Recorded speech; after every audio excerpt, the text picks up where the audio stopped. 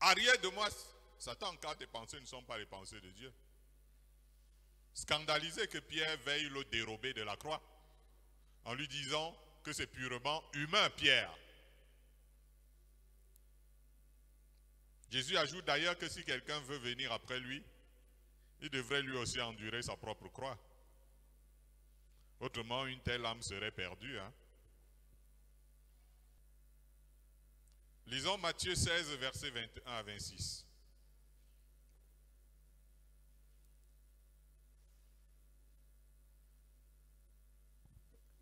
Matthieu 16, 21 à 26. Je lis. Dès lors, Jésus commença à faire connaître à ses disciples qu'il fallait qu'il allât à Jérusalem, qu'il souffrit beaucoup de la part des anciens, des principaux sacrificateurs et des scribes, qu'il fut mis à mort et qu'il ressuscita le troisième jour. Pierre, l'ayant pris à part, se mit à le reprendre et dit, « À Dieu ne plaise, Seigneur, cela ne t'arrivera pas. » Mais Jésus, se retournant, dit à Pierre, « Arrière de moi, Satan, tu mets en scandale, car tes pensées ne sont pas les pensées de Dieu, mais celles des hommes. » Alors Jésus dit à ses disciples, « Si quelqu'un veut venir après moi, qu'il renonce à lui-même, qu'il se charge de sa croix et qu'il me suive. Car celui qui voudra sauver sa vie la perdra, mais celui qui la perdra à cause de moi la retrouvera. Et que servirait-il à un homme de gagner tout le monde s'il perdait son âme, ou que donnerait un homme en échange de son âme? Amen. Gloire à Dieu. Nous voyons très bien dans ce passage que les pensées des hommes s'apparentent et se marient très bien avec celles de Satan.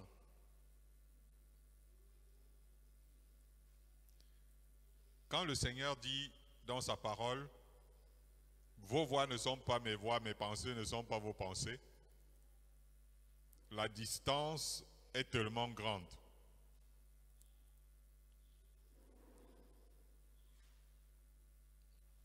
Et qu'aujourd'hui, on soit en train de servir le Seigneur avec les pensées et les philosophies des uns et des autres, les particularités des uns et des autres. C'est Satan qui prend le contrôle de l'Église. L'apôtre Pierre a un bon raisonnement.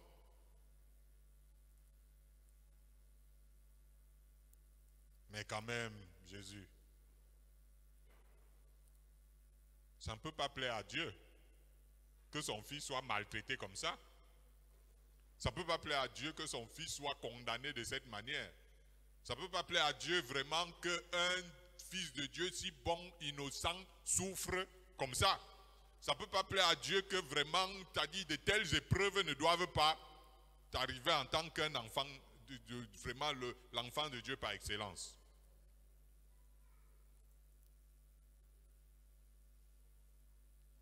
Un vrai fils de Dieu, un vrai chrétien ne doit pas souffrir. Un vrai chrétien ne doit pas être perçu, il ne doit pas avoir de problèmes.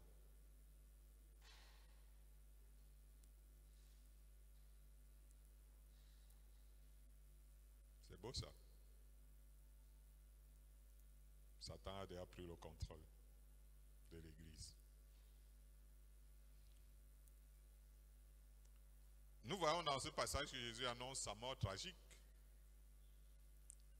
et même irréversible sur la croix. Aïe. Pierre entend cette théorie, vraiment non. Et il le reprend. En voulant dire qu'il ne peut pas plaire à Dieu de voir son fils endurer la croix de cette façon.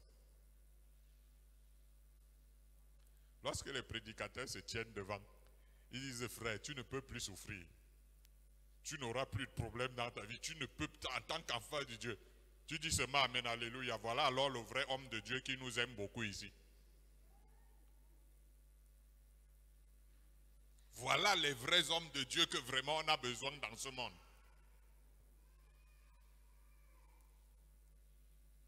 Jésus aurait pu apprécier le fait que Pierre veuille éloigner de lui cette coupe. Mais il lui dit plutôt, arrière de moi, Satan.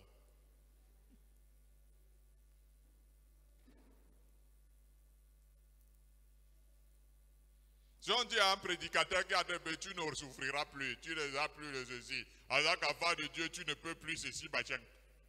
Et qu'on lui dit arrière de moi, Satan, l'assemblée va nous lapider.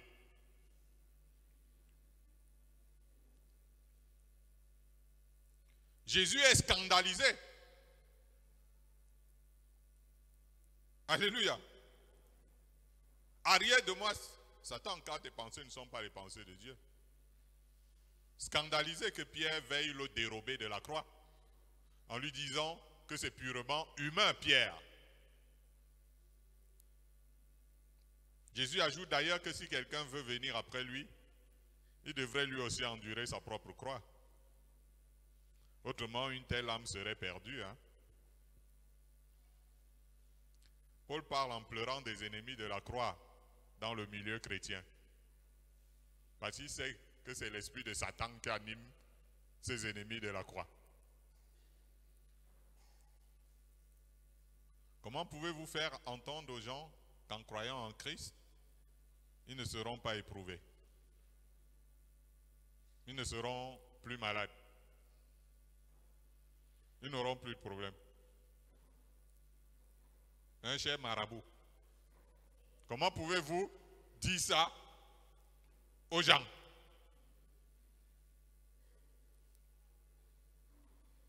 Or, dans une certaine parabole, Jésus dit que la semence qui tombe sur les pierres, c'est celui qui écoute la parole de Dieu avec la joie des belles promesses. Mais dès que vient une tribulation, une persécution à cause de la parole, il y trouve une pierre d'achoppement. Est-ce que l'Église comprend même la pensée du Seigneur? Souvenez-vous dans le livre des Actes et des Apôtres, quand les frères prédisaient par révélation à Paul qu'il aurait des tribulations à Jérusalem. Et ils essayaient de l'empêcher de s'y rendre. Paul lui disait qu'il était lié par le Saint-Esprit à aller à Jérusalem, même si c'était pour souffrir ou pour y mourir. Donc le Saint-Esprit conduit aussi les gens que dans les endroits qui vont avoir chaud.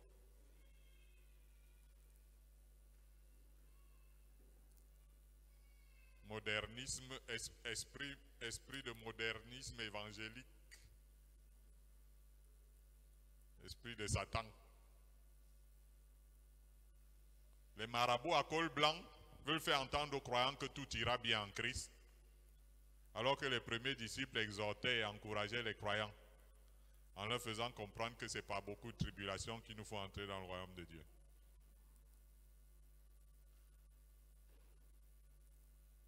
C'est l'esprit de Pierre, non? L'esprit qui animait Pierre. Non, Jésus, tu ne peux pas souffrir, tu ne peux pas aller à la croix. D'ailleurs, on est là, on ne peut pas, Dieu ne peut pas, ça ne peut pas plaire au Seigneur une telle chose.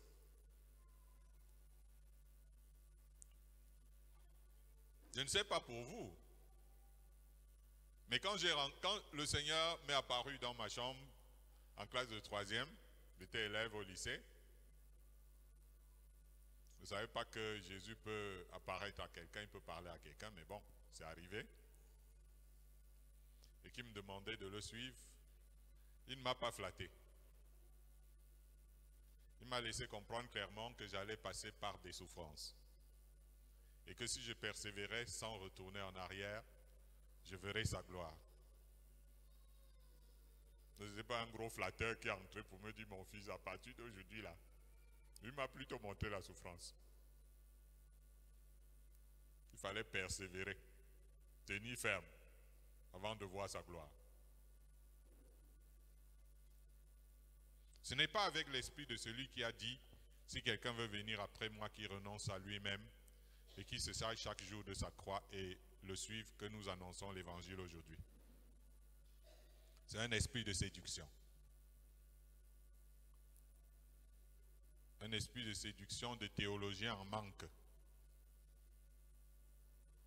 C'est pourquoi il y a de moins en moins de croyants prêts aujourd'hui pour l'avènement du Seigneur Jésus dans le monde. Jésus disait à ses disciples que l'esprit est bien disposé, mais la chair est faible.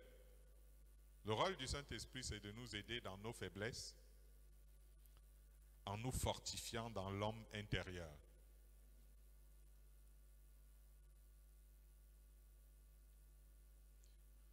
Aucun croyant ne peut être affermi s'il ne passe pas par le feu. Et Dieu n'a pas besoin des croyants légers, il a besoin des croyants affermis.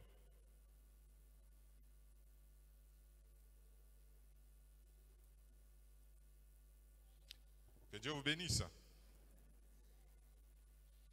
Nous parlons de